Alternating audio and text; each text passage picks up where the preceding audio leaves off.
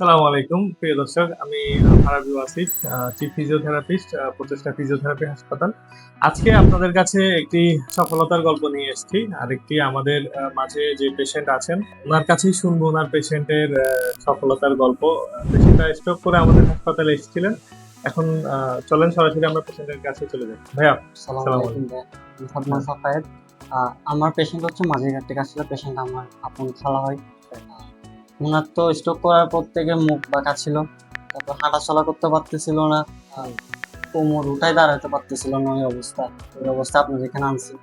যাক আলহামদুলিল্লাহ, আমার পেশেন্ট এখন যথেষ্ট ভালো হাঁটতেছে। আর আপনাদের সার্ভিস তো মাইন্ড ব্লোয়িং ছিল, থ্যাংক ইউ। যথেষ্ট। আপনারা টোটাল কতদিন ট্রিটমেন্ট নিয়েছেন এখানে? আমরা 14 দিন ছিলাম। 14 দিনে আলহামদুলিল্লাহ আমার পেশেন্ট একদম উঠতেই পারতো না। ওই অবস্থা থেকে আপনারা আমাদের সার্ভিসে খুশি? তার অবশ্যই আমি যথেষ্ট ভালো ছিল। Thank you. আপনার পেশেন্টের জন্য শুভকামনা রইলো, আমাদের জন্য দোয়া করবেন, আমাদের সাথে থাকবেন ইনশাআল্লাহ। ঠিক আছে প্রিয় দর্শক, আসসালামু আলাইকুম ওয়া রাহমাতুল্লাহ।